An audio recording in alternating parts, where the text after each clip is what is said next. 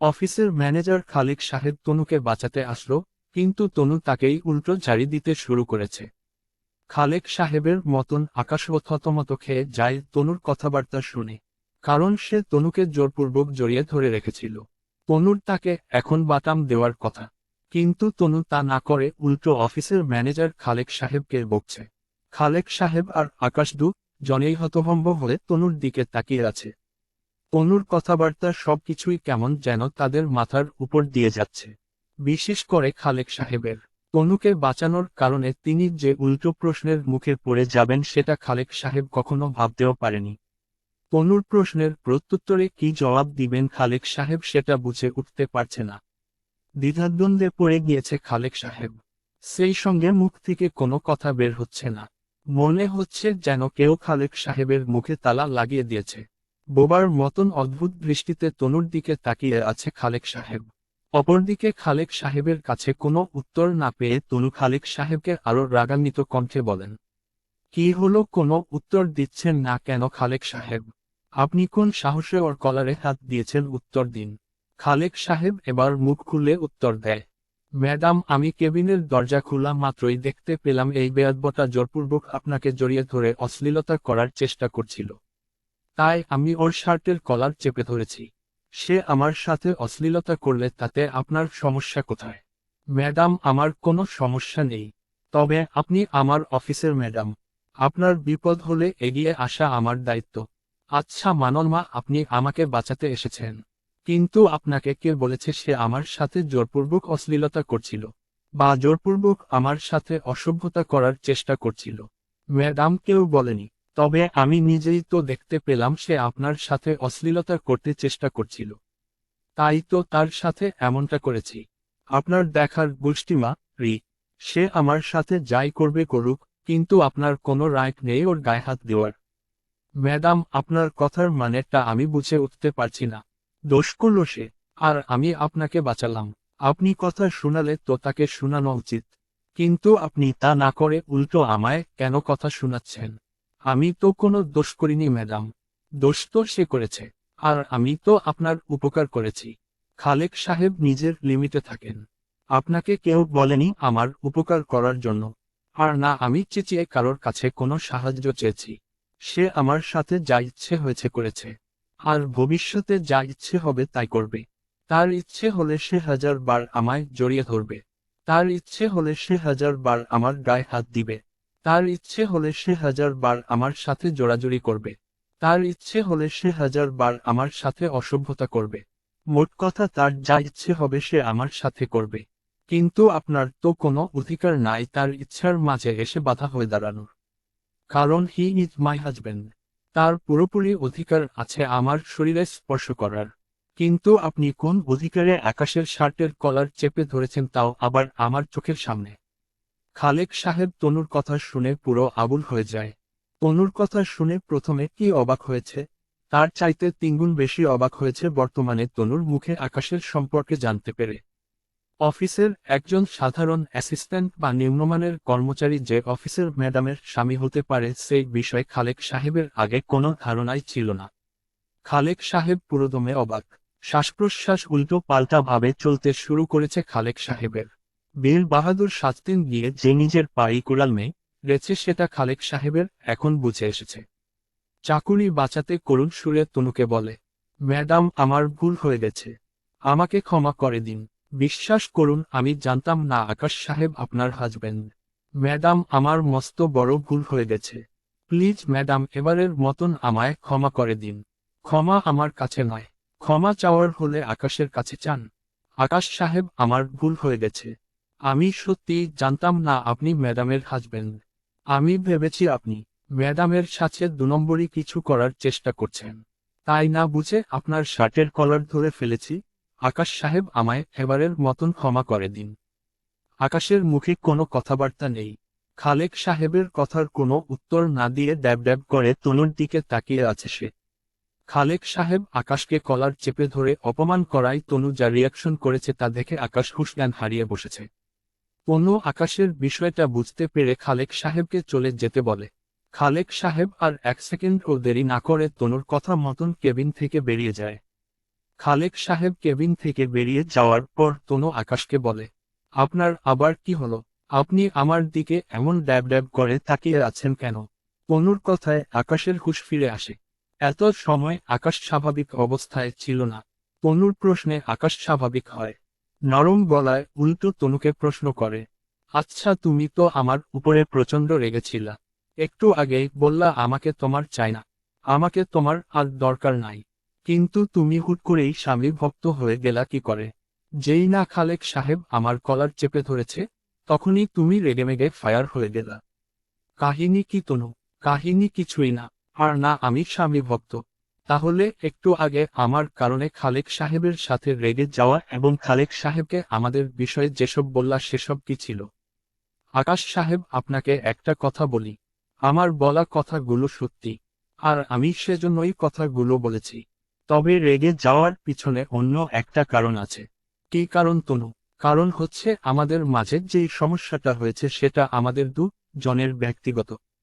কিন্তু তাই বলে যে আমি আপনার মতন মানুষকে সবার সামনে অপমান করব বা সকলের সামনে অপমানিত হতে দিব, এটা তো হতে পারে না। ব্যক্তিগত সমস্যা সেটা ব্যক্তিগতই। এটাকে কেন্দ্র করে আপনার সম্মানে আঘাত করার কোনো প্রশ্নই আসে না। তবে আপনি দেখে হয়তো আমায় অপমান করতে পেরেছিলেন সকলের সামনে, কিন্তু আমার পক্ষে সম্ভব না সেটা করা। তবে হ্যাঁ, আমিও আগের বার অফিসের সকলের আপনাকে অপমান করেছি, যেটা আমার মস্ত বড় ভুল ছিল। তবে তাই বলে যে প্রতিবার একই ভুল করব সেটা তো হতে পারে না। আমার ভিতরেও মনুষ্যত্ব বলতে কিছু আছে। আমি আগের বার নিজের মনুষ্যত্বকে কাজে না লাগালেও এবার কাজে লাগিয়েছি। আর আপনি আমার সাথে যেটা করেছেন সেটা আমার নিজের কর্মফলের কারণেই হয়েছে। কিন্তু জানেন, আপনাকে আমি অফিসের সকলের সামনে অপমান করলেও আপনার সম্মান ফিরিয়ে দেওয়ার ক্যাপাসিটি হয়তো আমার আছে। আমি অফিসের সকল কর্মচারীকে এক জায়গায় করে যদি বলি আপনি আমার হাজবেন্ড, তাহলে আপনার দিকে হয়তো আর কেউ বাঁকা চোখে তাকানোর সাহস করবে না। আমি কোনো না কোনো ভাবে আপনার উপর থেকে দাগটা উঠাতে পারবো। কিন্তু আপনি আমায় যেই সকল মানুষের সামনে অপমান করেছেন, সেই অপমানের দাগ আমার গা থেকে কখনোই সরবে না। সব সময় আমার গায়ে সেটা লেগে থাকবে। সব সময় আমাকে তাদের সামনে লজ্জায় মাথা নিচু করে থাকতে হবে। আমি আর কখনো তাদের সাথে আগের মতন করে সসম্মানে কথাবার্তা বলতে পারবো না। সেই সঙ্গে আমি তাদের সাথে কথা বলতে গেলেই আমার ভিতরে একটা লজ্জাবোধ কাজ করবে। তনুর কথা শুনে আকাশ আবারও রিয়েলাইজ করে সে যেটা করেছে সেটা অনেক বড় ভুল ছিল। তার ওইরকমটা করা কখনোই উচিত হয়নি। হ্যাঁ, তনুও তার গায়ের দাগ লাগিয়েছে। তবে তনু চাইলে সেটা তার গা থেকে সত্যিই তুলেও ফেলতে পারে। কারণ এই অফিসের বস তনু। আর সবাই তনুর কর্মচারী। এছাড়া তনুর কথায় এই অফিসের অনেক কিছুই পরিবর্তন হতে পারে। কিন্তু আকাশ যেটা করেছে, সেটাতে করে তনুর গা থেকে কখনোই দাগ যাবে না। কারণ পার্টিতে যারা ছিল তারা তনুর কর্মচারী নয়। তারা ছিল তনুর বিজনেস পার্টনার। আকাশ বুঝতে পারছে না কি করবে, সেই সঙ্গে তনুর মন খারাপ দেখে আকাশের আরো খারাপ লাগছে তনুর জন্য। তনুর মন খারাপ আকাশ বিষয়টা কোনোভাবেই মানতে পারছে না। আকাশ কি করবে ভেবে না পেয়ে আবারও তনুকে জড়িয়ে ধরার পরিকল্পনা করে। কারণ এতে করে হয়তো তনুর মন খারাপটা ভালো হতে পারে। আসলে প্রিয় মানুষটা যতই অভিমান করুক না কেন, ভালোবেসে তাকে একবার বুকে টেনে নিলে অভিমানের মাত্রা অনেকটা কমে যায়। আকাশ নিজের পরিকল্পনা মতন তনুকে আবারও জড়িয়ে ধরার জন্য সামনে এগোয়। তখনই তনু আকাশকে হাত দিয়ে থামিয়ে দেয়। কারণ তনু আকাশের পরিকল্পনা আগেই বুঝে ফেলেছে। তনু আকাশকে হাত দিয়ে থামিয়ে দেওয়ার পর আকাশকে বলে, আকাশ সাহেব, আমাকে আপনার খেলনার পুতুল বলে মনে হয় তাই না? যখন ইচ্ছে হবে আমার শরীরে কাদা ছুড়বেন।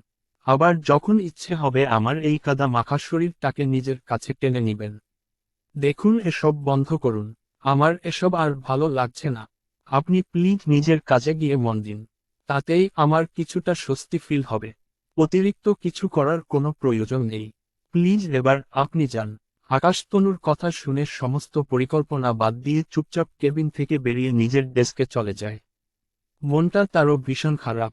চেহারা মলিন করে চেয়ারের উপরে বসে শান্ত মাথায় ভাবতে থাকে কিভাবে সবকিছু আবার আগের মতো করা যায়। ভাবতে ভাবতে অনেকক্ষণ পর আকাশের মাথায় একটা বুদ্ধি আসে। আকাশ ঠিক করে বুদ্ধিটা সে কাজে খাটাবে। তবে সেটা এখন নয়, সঠিক সময়ে। দেখতে দেখতে দুপুর হয়ে যায়। অফিসে লাঞ্চ ব্রেক দেয়। আকাশ নিজের ডেস্কেই বসে আসে। আর তনুকে নিয়ে ভাবছে, কখন তনু তাকে ডাকবে। না হয় তনু খাওয়ার জন্য কেবিন থেকে বের হবে। আর সে তনুকে এক নজর দেখবে। কিন্তু লাঞ্চের সময় পেরিয়ে যাচ্ছে, তনু আকাশকে ডাকে না। এবং সে নিজেও কেবিন থেকে বের হয় না। আকাশ বুঝতে পারে তনুর হয়তো মন ভীষণ খারাপ। আকাশ ডেস্ক থেকে উঠে সোজা ক্যান্টিনে চলে যায়। এরপর ক্যান্টিন থেকে নিজের টাকায় তনুর জন্য এক প্যাকেট খাবার কিনে তনুর কেবিনে যায়। কেবিনে গিয়ে দেখে তনু ডেস্কের উপরে মাথা দিয়ে ঘুমিয়ে আছে। আকাশ কেবিনে ঢুকে তনুকে ঘুমিয়ে থাকতে দেখে খাবারের প্যাকেটটা ডেস্কের এক পাশে রেখে তনুর মাথায় আলতো করে হাত দিয়ে তনুকে ডেকে বলে, তনু লাঞ্চের সময় পেরিয়ে যাচ্ছে। আমি তোমার জন্য খাবার এনেছি। তুমি উঠে ফ্রেশ হয়ে খাবারগুলো খেয়ে নাও। তনু ঘুম থেকে উঠে চোখ কচলাতে কচলাতে আকাশকে বলে, আমি কি আপনাকে বলেছি আমার জন্য খাবার আনতে? না বলনি। তাহলে কেন এনেছেন? এমনিতেই। দেখুন আমি বাচ্চা নই। আমাকে এক্সট্রা কেয়ার দেখাতে আসবেন না। অনুগ্রহ করে খাবারগুলো নিয়ে গিয়ে নিজে গিলে খান। তনুর কথায় আকাশের চরম মন খারাপ হয়। তবে আকাশ সেটা প্রকাশ করে না। তনুর কথায় চুপ করে খাবারের প্যাকেটটা ডেস্ক থেকে উঠিয়ে নিয়ে চলে আসতে ধরে। এমন সময় পিছন থেকে তনু আকাশকে ডেকে বলে, আচ্ছা শুনেন, খাবারগুলা যেহেতু কষ্ট করে এনেছেন তাহলে আর দ্বিতীয়বার কষ্ট করে নিয়ে যেতে হবে না। ডেস্কের উপরেই আবার রেখে যান। আমি খেয়ে নিবনে। আর এই যে নিন খাবারের টাকা। তনু ব্যাগ থেকে 500 টাকার একটা নোট বের করে ডেস্কের উপরে রাখে। আকাশ তনুর কথা অনুযায়ী ডেস্কের উপরে খাবারটা রাখে। তবে যখন টাকা নেওয়ার পালা আসে তখন সে তনুকে বলে, তনু টাকাটা না নিলে হয় না। আকাশ সাহেব, ফ্রিতে খাওয়ার স্বভাব আমার খুব কম। তার উপরে আপনার পকেটের টাকা অপচয় করে খাওয়ার কোনো ইচ্ছে আমার নেই। টাকাটা নিন। আর আপনি দুপুরের খাবার খেয়েছেন? আকাশ তনুকে খেয়েছে বলে মিথ্যা জবাব দেয়। সত্যিকার অর্থে আকাশ কিছুই খায়নি। আসলে আকাশের কেন জানি কিছু ইচ্ছে করছে না। তাই সে কোনো কিছুই খায়নি। ক্যান্টিন থেকে তনুর জন্য খাবার নিয়ে সোজা ফিরে এসেছে। তবে কোনো একটা অজানা কারণে আকাশ তনুকে মিথ্যা বলে ডেস্কের উপরে খাবারটা রেখে তনুর দেওয়া টাকাটা নিয়ে সে চলে আসে। দেখতে দেখতে বিকাল হয়। অফিস ছুটি হয়ে গিয়েছে। সবাই অফিস শেষ করে যে যার মতন বাড়ি চলে যাচ্ছে। আকাশও অফিস ছুটি হওয়ায় চলে যায়। পরের দিন যথারীতি আকাশ অফিসে চলে আসে। অফিস শুরু হয়ে গেছে। তনুও অফিসে চলে এসেছে। অফিস শুরু হওয়ার ঘন্টা খানিক পর তনুর কাছে একটা ফোন আসে। তনু ফোনটা রিসিভ করে। অপর পাশের মানুষটা তনু ফোন রিসিভ করার পর যা বলে তা শুনে তনু পুরোদমে চমকে ওঠে। ভুল ত্রুটি ক্ষমাসুন্দর দৃষ্টিতে দেখার অনুরোধ রইল। https://www.facebook.com/profile.php আইডি সমান 1,06,388,22,73,249